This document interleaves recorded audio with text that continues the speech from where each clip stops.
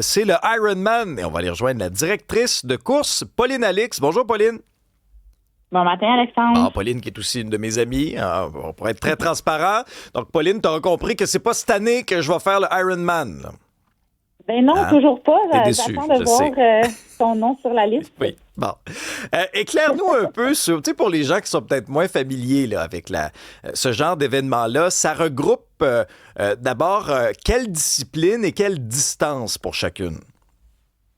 Donc, samedi, on a l'épreuve du 51-50 qui est l'équivalent d'un triathlon olympique. Donc, c'est 1,5 km de nage suivi de 40 km de vélo. Et pour terminer, c'est 10 km de course à pied. Et puis dimanche, on a le 70.3, aussi connu sous le nom de demi-Ironman. Et puis ça, c'est 1,9 km de nage, suivi de 90 km de vélo. Et on finit avec un demi-marathon, 21,1 km de course à pied. Tu vois, juste le fait que tu aies dit ça, tu vois, je suis déjà raqué. Là. J'ai déjà des petites douleurs dans le genou. Il y a un engouement, Pauline, là, pour ce genre de compétition-là. Vous aurez combien de participants en fin de semaine? Au total, on va avoir un peu plus de 5000 participants sur les 2 jours. Wow! Oui. Il y a un réel engouement. On voit le sport en croissance. Il y a beaucoup aussi de nouveaux athlètes. Puis beaucoup de jeunes aussi qui se mettent au triathlon. Donc, c'est vraiment inspirant de voir tous ces athlètes-là ce week-end. Alors, ce sont tous des gens qui se préparent depuis longtemps. Mais là, il y a un facteur qui va peut-être jouer les troubles-fêtes, c'est la météo. Quel impact ça risque d'avoir? Ça dit quoi pour en fin de semaine, Pauline? Est-ce que ça risque vraiment de causer problème ou vous allez vous en sauver? La pluie va être présente, c'est certain. Par contre, la pluie, ça va. Donc, ce qu'on monitore en ce moment, c'est la température de l'eau, c'est les vents. Il faut savoir qu'à chaque fois qu'on prend une certaine décision sur l'événement, bien c'est toujours la sécurité de nos athlètes, la sécurité de nos bénévoles et de notre personnel en premier. Mais pour l'instant, malgré la pluie, tout est beau pour avoir un départ demain matin. Bon, alors ça, c'est quand même assez rassurant. Pauline Alix, directrice de course pour le Ironman de Mont-Tremblant. Bon succès. Vraiment bonne chance à tous les participants. C'est impressionnant. Honnêtement, là, je sais que c'est une grosse équipe aussi. C'est beaucoup de travail avant l'événement. Chapeau à tout le monde. Merci beaucoup, Alexandre. Bon week-end. Salut, Pauline. Un qui serait capable de faire ça, c'est Charles-Antoine Sinotte, là, qui vient d'arriver en courant du studio de Salut Bonjour au deuxième jusqu'ici, même pas essoufflé. Je connais bien Pauline, d'ailleurs. Ben oui. Une machine de guerre. Ah oui. Quelle organisation. Oui. La famille Alix, là, je les salue. Ben, c'est des athlètes aussi. Oui, là. exactement. Mais pour répondre à ta question, je pourrais en faire les 2 tiers. Ah oui? Oui. Il me manquerait la portion où est-ce que faut pas caler dans l'eau, là. C'est important. On va te mettre des petits flotteurs. Oui. Peut-être que moi, avec des flotteurs, je serais correct. Oui. Je te laisse dériver. Sur un gros flamant rose, là. Oui, ça, je serais... Mais moi, c'est un gros flamant rose avec un gin tonic, là. Puis après ça, laisse-moi dériver pendant 2 kilomètres. Ouais, Parfait. en autant qu'il te donne une médaille. C'est sûr qu'à un moment donné, les chronos, à la fin de la journée, il faut que ça... Monsieur Dubé, il va falloir sortir de l'eau, là, s'il vous plaît. On va vous mettre un moteur en arrière de votre gros canard, s'il vous plaît. Aïe, aïe, aïe. Bon, OK, mon humiliation, ça suffit. Non. Au soccer, le Canada, là, c'est historique, là. On a vécu collectivement quelque chose de magnifique, d'historique, puisque jamais dans l'histoire, les jeunes Canadiens et les jeunes Canadiennes n'avaient pu assister à une victoire de leur sélection nationale. Et moi, je le voyais comme ça parce que c'était une cohorte impressionnante, le jeune talent canadien, mais qui n'a jamais vraiment pu goûter à ça comme enfant. Donc, imaginez l'impact long terme d'un match comme celui d'hier, de voir possiblement le Canada accéder à la ronde des 16 un petit peu plus tard, si c'est fait. C'est tellement fédérateur, puis c'est tellement inspirant pour les prochaines générations. Et c'est dans la manière également. Hier, près de 55 000 partisanes à Vancouver, une domination complète. Le terrain penchait d'un côté. Honnêtement, le Qatar n'avait jamais possession, n'était jamais en territoire adverse. Il y avait un sentiment d'urgence. Il y avait comme une compréhension chez les Canadiens de l'importance du moment. Oui, d'aller chercher une première victoire, mais surtout de démontrer à quel point on avait du talent, à quel point on sentait l'intensité locale, la foule. 6-0 le gain. Après le premier match nul face à Bosnie-Herzégovine, bien des gens demandaient qu'on voit moins Jonathan David dans l'alignement du Canada. Et ses coéquipiers, l'entraîneur disait « Vous comprenez pas, là. C'est un des meilleurs joueurs de l'histoire du Canada. Ben, hier, il réplique à tous ses détracteurs avec un tour du chapeau. Et le 6-0 est important, puisqu'un petit peu plus tôt, la Suisse avait gagné 4-1. Donc, la Suisse et le Canada ayant la même fiche, fallait aller chercher un écart de but plus élevé que la Suisse. Pourquoi? Puisque, la semaine prochaine, les deux nations vont s'affronter, mercredi, toujours à Vancouver, et déterminer qui va gagner le groupe. On voit de plus en plus, cette année, on voit beaucoup de matchs à sens unique. Je me souviens de l'Allemagne qui a gagné 7-1 contre Curaçao. Hier, 6-0. Pourquoi? Parce qu'il y a plus de nations, donc il y a peut-être plus de pays faibles.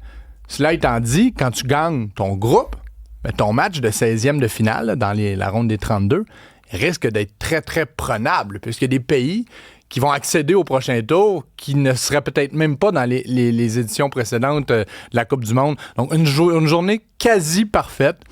Ombre au tableau, c'est la fracture de la jambe. Ça n'a pas encore été confirmé par le Canada. Oui, mais à l'œil, ça fait mal déjà. Ouais, et on entendait les entraîneurs sur le terrain lorsqu'Ismaël Koné a été comme fauché par un joueur du Qatar dire « It's broken, it's broken ». Donc, clairement, jambe fracturée.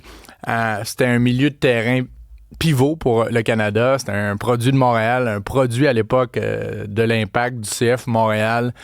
Ce qui est venu un peu adoucir le moment, c'est que son remplaçant, Nathan Saliba, est également montréalais, est également un produit du club montréalais et a marqué sur une phase de coup de pied arrêté quelques instants plus tard. S'est rendu à l'hôpital après le match, a publié une photo sur ses médias sociaux avec son bon ami et de le voir lever le chandail d'Ismaël Koné à bout de bras sur le terrain. Après avoir marqué, c'était très touchant. Autant on perd un gros morceau de la sélection, autant parfois, ces moments-là sont rassembleurs. Hein? Ils vont peut-être galvaniser le Canada en route vers la suite des choses. Mais vraiment, hier, le Canada a répondu présent. Bon, tu as parlé du différentiel de but qui est très important dans ce genre de tournoi-là. C'est quoi la suite pour le Canada du chemin? Il y a 3 matchs donc dans la phase de groupe. Et le Canada a donc un match nul et une victoire. Égalité en ce moment avec la Suisse, mais de par cette victoire par 6 buts, en ce moment, on est premier. Donc, contre cette même Suisse mercredi prochain, un match nul et le Canada gagne le groupe. Ce serait énorme de gagner le groupe. Malheureusement, avec une défaite, le Canada terminerait... Et là, c'est complexe parce qu'il y aura un autre match entre Qatar et Bosnie-Herzégovine. Donc, le seul scénario là, qui est déjà coulé dans le béton, c'est qu'avec un match nul ou une victoire contre la Suisse, le Canada gagne le groupe et accède au prochain tour et aurait un adversaire très, très gérable. Et dans la Ligue nationale de hockey, visiblement, on va assister à un retour de celui qui avait été là, quasiment conspué. Oui, ça a été rapide l'enquête de la Ligue nationale de hockey quant à Mike Babcock et un retour probable. Je vous rappelle qu'après les Leafs de Toronto, il y a eu les Red Wings de Détroit, les Leafs, passage mitigé dans la Ville-Reine, a passé 78 jours à la barre des Blue Jackets de Columbus. Aucun match derrière le banc, avant d'être congédié, puisqu'il y avait des allégations d'intrusion de la vie privée des joueurs, auraient demandé à des joueurs de leur montrer leurs photos d'été, savoir ce que les joueurs faisaient, mais parce que les Oilers d'Edmonton se sont montrés intéressés par Mike Babcock, la Ligue a dit « Oh, un instant, là, parce que c'est pas parce que ça fait 4 ans ou 3 ans qu'il peut réintégrer la Ligue. » Enquête qui a duré quelques jours et hier, finalement, la Ligue a confirmé qu'il n'y avait pas de raison de ne pas le réintégrer. L'association des joueurs s'est dit, on respecte la décision, même si on n'est pas tout à fait d'accord, puisque nous, on a des témoignages. Mais bon, donc la Ligue a décidé qu'il pourrait revenir dans le giron d'une équipe. D'ailleurs, les Oilers ont presque déjà fait leur décision. C'est comme si eux avaient dit, on pense l'engager. Pouvez-vous confirmer que le dossier est réglé? Pourquoi les Oilers?